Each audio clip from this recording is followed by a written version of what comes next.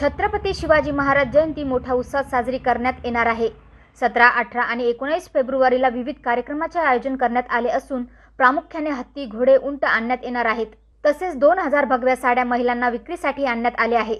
या साड्या नफा न तोटा या माध्यमातून विक्री करण्यात येणार आहे। त्यामुळे सर्व शहर भव्यमय होईल अशी अपेक्षा आमदार गायकवाड यांनी व्यक्त केली आहे।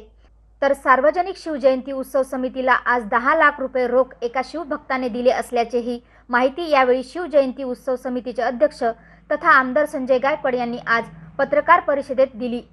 गायकवाड यांच्या मातोश्री या जनसंपर्क कार्यालयात आज पत्रकार परिषदेचे आयोजन करण्यात आले होते। यावेळी सार्वजनिक शिवजयंती उत्सव समितीचे पदाधिकारी उपस्थित होते।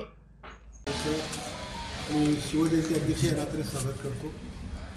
छत्रपती शिवरायांची 394वी जयंती बुलढाणा शहरामध्ये गेल्या 8 वर्षापासून सुरू असलेल्या एकत्रित शिवजयंती उत्सव सोहळ्याच्या निमित्ताने साजरी होणार आणि हा सोहळा 12 तारखेपासून या शहरामध्ये सुरू होणार आहे। आज उद्या परवाला सर्व समित्यांच्या जबाबदाऱ्यांचं वाटप होईल।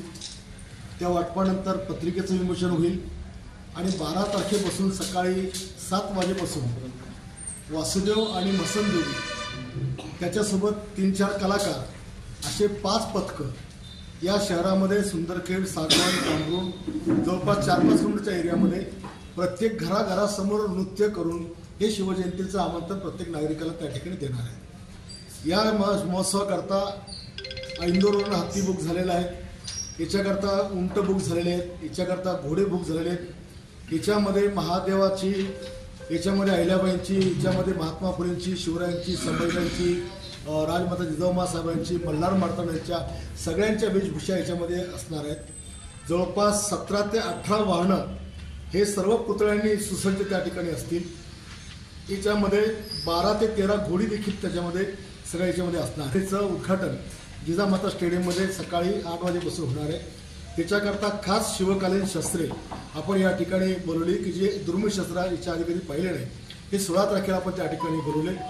17 तारखेला आपण जो शाळांच्या मुलींचा कार्यक्रम ठेवला तो मुलांचा नसून केवळ मुलींचा कार्यक्रम त्या ठिकाणी आहे आणि त्या कार्यक्रमानंतर बऱ्यापैकी मुलींची मनं ही त्या ठिकाणी आईवडिलांच्या बाजूने वळतात। जे एखाद्या वेळेला वयाच्या बदलानुसार जे काही त्यांची मानसिकता बदलते तर ती मानसिकता स्थिर राहण्याचं काम त्या कार्यक्रमातून होते। 17 तारीख झाल्यानंतर 18 तारखेला सायंकाळी 4 वाजता आमची जी काही जिजाऊच्या जन्मस्थानी जी ज्योत येते ती ज्योत बुलढाण्यामध्ये आल्यानंतर प्रचंड अशा मोटरसायकलच्या रॅलीमध्ये आणि ती ज्योत जाण्याकरता 6 घोडे हे चिखलीच्या मधून त्या घोड्यांवरती ज्योत त्या ठिकाणी येईल आणि मग बुलढाण्यामध्ये मुख्य मार्गाने त्या ज्योतीचं मिरवणूक होईल आणि 2 तासाच्या नेण्यामध्ये जयस्तंभ चौक किंवा शिवरायांच्या पुतळ्यासमोर या 2 पैकी त्या ठिकाणी ती ज्योत विसावेल आणि 19 तारखेला त्या दरम्यान आपण पराग काचकोरेंच्या उपस्थितीमध्ये गड किल्ल्यांची स्पर्धा देखील आपण ठेवलेली आहे। या गड किल्ल्यांची स्पर्धा ही ज्याने त्याने त्याच्या उपलब्ध जागेमध्ये करायची आणि त्या गड किल्ल्यांच्या स्पर्धेकरता देखील आकर्षक बक्षीस हे संस्थेकडनं या ठिकाणी आपल्या आयोगाने त्याला दिलं जाणार आहे। नंतर 19 तारखेला सकाळी पहाटे 10:10 शिवरायांची जी जन्मवेळ आहे त्या जन्मवेळी जिजामाता प्रशगारमध्ये पाळण्याचा कार्यक्रम त्या ठिकाणी होईल। शिवजन्मोत्सव सोहळा त्या ठिकाणी होईल। प्रत्येक शाळेमधून शिवरायांवर आधारित असलेल्या वेशभूषा, त्यांच्यावर असलेली नाट्य या सगळ्यांचा शालेय कार्यक्रम त्या ठिकाणी पडेल।